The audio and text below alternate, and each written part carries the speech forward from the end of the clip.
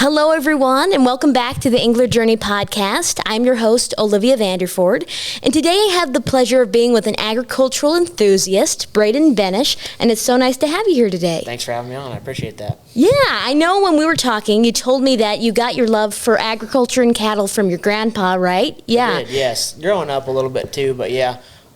We showed cattle growing up, always had cows around. My family runs a livestock operation. Mm-hmm. We got cows and calves. We sell bulls and show cattle, and also have some cutting horses and some border collie dogs as well. Mm-hmm. Kind of keeps us busy, and that's what we like to do. Yeah, really, really cool, you know. And your grandpa, you said that he would go to a lot of sale production barns, is what you said? Or? Yeah, Grandpa actually worked at Wagon Hammers for 39 years, mm-hmm. and then when he was let go, he had a nice, a good-sized client base kind of built up, and those clients, when he got let go from that job, he decided to continue to stay with him and, buy bulls from him, things like that. And that's kind of how his business started. His business started, actually. And, he worked as a sales consultant, helping other firms out, other operations out, and kind of just grew it from there. And then I started riding around with him my junior year of high school. Kind of just started going to, production sales, private treaty sales, things like that. Kind of anywhere where he had an order for, a certain breed or a certain type of animal he was looking for, and kind of just went along there. And then actually he was diagnosed with cancer in December of 2021, and that sales season would have been like January of my senior year of high school, and I used to be riding around with him, and then that was the kind of spring that I started driving him because cancer and then treatment obviously was kind of taking a toll, so I started driving him to the sales. I didn't really know it at the time, but he was kind of, teaching me everything that he knows, grooming me along, and I didn't know that at the time, and it didn't really dawn on me until, later on. He had two final wishes kind of when we knew cancer was getting pretty serious. And the second wish was for one of us to take over his little bull buying business, which was far from little. So Grandpa had two sons, obviously my dad and my uncle. And my dad runs Circle B Livestock in Albion, Nebraska, and my uncle runs Gateway Genetics in Pierce, Nebraska. So both of them were super busy, obviously weren't going to have time to travel and leave for a while, cattle, livestock, it's 24/7, no breaks and things like that. So neither one of them really had time to take that over. So next thing you know, it really just landed in my lap. So when Grandpa passed away, he passed away early November of 2022, and then that following sale season was the first one by myself. I come to college August of 2022, and then, like I said, January of 2020, I come to fall August of 2022, and January of 2023 must have been. Had to be my first sale season by myself. It was my second semester of my freshman year, and I was in the $50 business venture class with Brendan Costello at the time. And Grandpa never had a name for it, never LLC. It was just Myron Benes, and his name was in the catalog with his phone number under special consignment. And so what I did is I got a name, an LLC, and kind of just took off from there. A lot of those clients, a lot of those customers stayed along with me, and I was able to go to bull sales kind of in between classes or watch bulls. A lot of bull sales are online and stuff too. You can bid and buy online, so I'd spend the weekend going, traveling to look at the offering, and then come back to school during the week, and then some of them sales were close to Lincoln or whatever, so I'd slip away, drive an hour, kind of come back to class, and kind of back and forth like that. So that kind of helped my business kind of to keep the business alive and things like that, and kind of just continue it. And then later on, I realized that I wanted to do some clipping and fitting as well, so I added that to the business to kind of keep it year-round, because a lot of those bull sales are from February to end of April, early May. So then that's kind of that part of the bull sale season keeps me busy, and then kind of the rest of the year is, the show cattle deal. We're in the summers, most of the county fairs, the falls, kind of the state fairs, and then, the winter is kind of American Royal, Congress, and National Western Stock Show in Denver. So kind of just helping on crews and going along with that is kind of the full aspect of the business, I guess. Yeah, it's such a very cool business that you've been able to keep doing because of your grandpa. Yep. And for people that don't know a lot about cattle, what does it take to, pick out good cattle like you're talking about, have an eye for it? Like, is it just something you have, or what advice did your grandpa give you for picking out good cattle? Sure. It's something that definitely can be learned.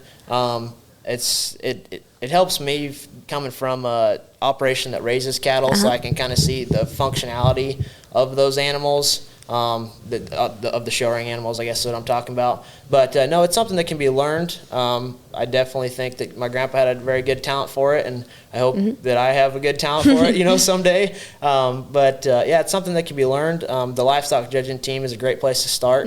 I'm not personally involved, but that's where a lot of people do get their livestock judging skills from. And it's something that can be learned, and people that get very good at it and end up judging, state, county fair, state, national shows, things like that. So, yep. Yeah, and was there any particular advice, if you can say, that your grandpa told you at all? Just kind of everything you look for. We can get the nitty-gritty of it, but just kind of an overall balance of the animal, and then sound structure. You want that animal to, say if you're buying a bull and you live on a big ranch, they got to be able to cover a lot of ground. So you want that animal to be able to move with ease, just a nice soundness. You don't want, I guess we could get into the nitty-gritty, but stout, powerful bulls to make stout, powerful calves, because we're in the food business. So the more meat, the more we have to feed the world and things like that. So just kind of little hints and tips, and then I like pretty heads and big bellies and good hips and things like that, and scrotal size is important, and on the bull side. And females, you want them to be feminine, you want them to look like a female, so just little things like that, and kind of just things that I've picked up and kind of combined it all together, and it's kind of where I'm at now. Yeah, very cool. I mean, a lot of people probably never even think about those things, Probably not, no. Yeah. So did you ever have a favorite cow that you picked, a favorite bull or calf? Yeah, I've had lots of favorites, and usually I can't afford them. So.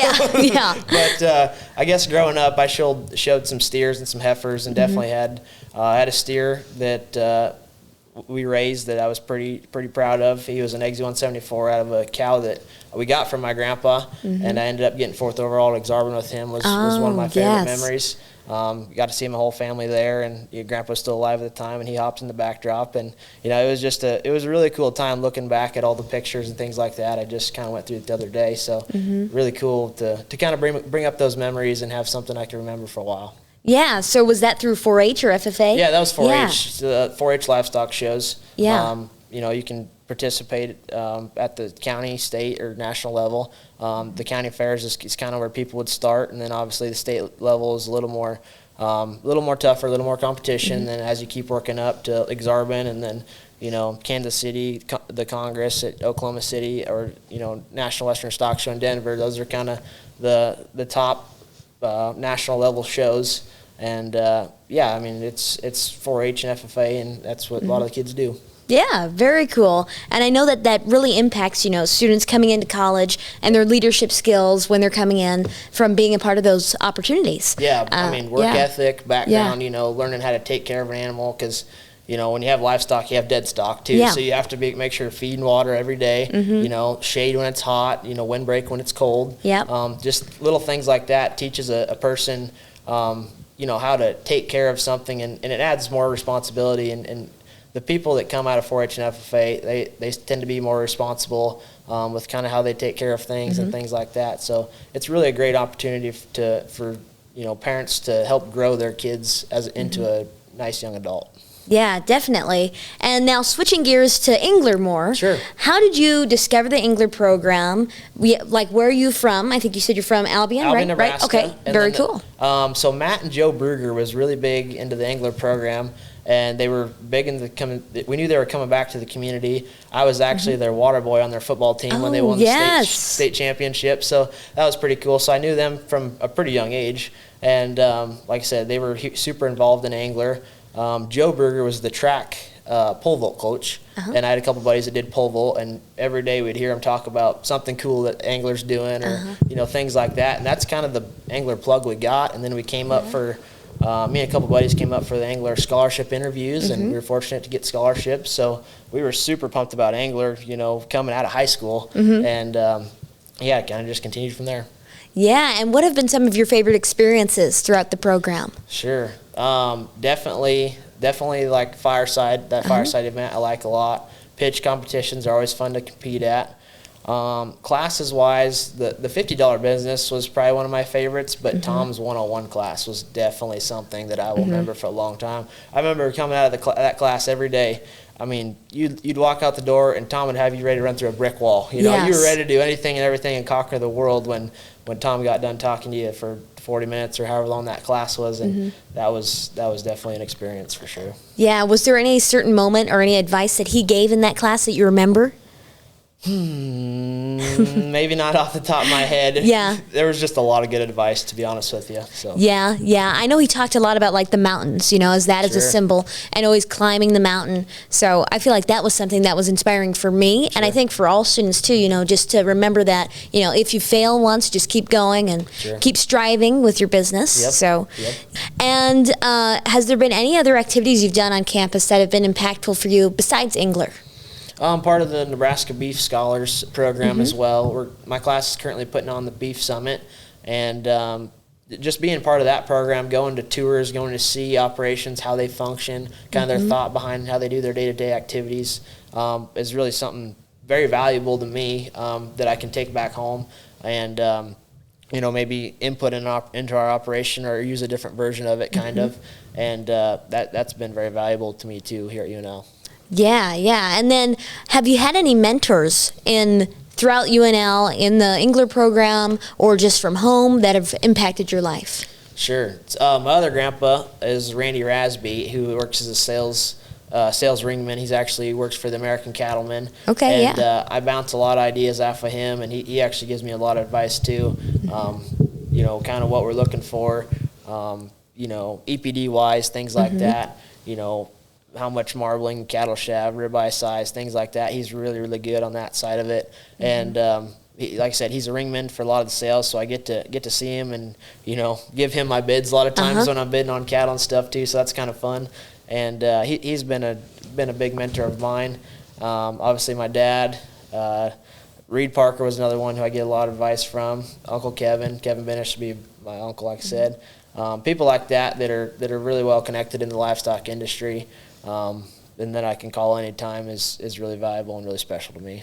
Yeah, and what do you love about being from a small community, growing up in a small community in the livestock industry? Sure, everybody knows everybody, and a lot of people are actually in agriculture coming from a small community. Not everybody, but I got a lot of friends that either farm or run cows or both, or have livestock, and it makes it more connectable, I guess, in the livestock community, tight knit. I came to UNL with 4 of my best friends, so that was kind of nice. Coming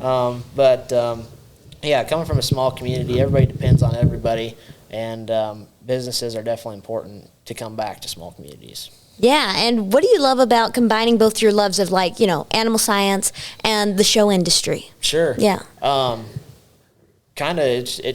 like everything about it. There's nothing I don't like about it. The animal science, you get to learn kind of the actual science part of it, I guess, feed rations and things like that. The show industry, it's my love, and definitely like it a lot. Not really sure if I can really point out. Breeding heifers, when you get to those, state, national time shows, big bellies, super cool necks, just seeing cattle how good you can make an animal look at the end goal is just something really rewarding, and something that, like I said, is really, really rewarding, I guess. Yeah, yes. And have you had any challenges with your business? I don't have enough time. Coming to school and things like that. Yeah. There's definitely opportunities and people I'd really like to help that I have to turn away because I can only do so much in a weekend or only skip class on Friday so many times, So I feel bad for the people that I can't help, and that was definitely some of my biggest challenges is having to come to school and to go to try to get my business done at the same time is probably my biggest challenge. Yeah, I feel like that's the challenge for a lot of people, just having enough time, enough hours in the day. Yep. And what would be some advice you'd give to students that are maybe struggling with time management? gosh dang, don't be afraid to work late and start early. Prioritize the things you need to get done, and kind of just keep a list of the things you need done. I like to use a checklist, kind of, at least for myself. Did I get this done today? This, and this. And then if you forgot something, you can look at that list at night or in the morning and get started and get those lists done. And that really helps me function. And I use my calendar on my phone a lot, plug in, what day I'm going where and things like that, because you don't want to forget about those. Yes, definitely. Like for me too, I got to keep everything straight, keep it all organized. Yep.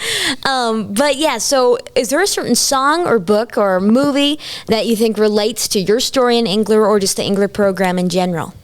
I kind of got two. The first one I kind of thought of is You Got to Stand for Something by Aaron Tippin. Really like that song a lot.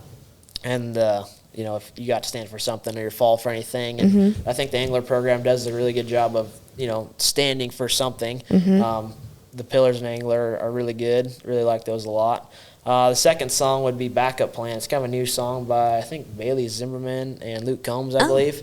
And that song's really grown on me, and I'm starting to like that song a lot. Keep your head down and keep on grinding is kind of the main gist of the song, and don't listen to what everybody else says. Just do your own thing. And I feel like I'm really relatable to that song. So, yeah.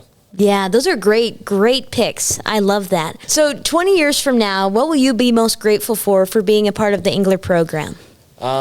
Just the connections that I made. The alumni is very, very good here and very tight-knit and very good about coming back to the fireside events or the other events that Engler has. And I hope to be part of that alumni and give advice to, people coming up the ranks, businesses coming up the ranks, or, going back to their community so that they can, move home and be a valuable part of their community. I hope to be somebody that, has good advice and gives out good advice and helps those people out. Yes. Well, thank you so much for being here today, Braden. I loved hearing more about your story, and I can't wait to see the impact you'll make in the beef industry right here in the beef state. Thank you very much. I appreciate it. Yes, thank you.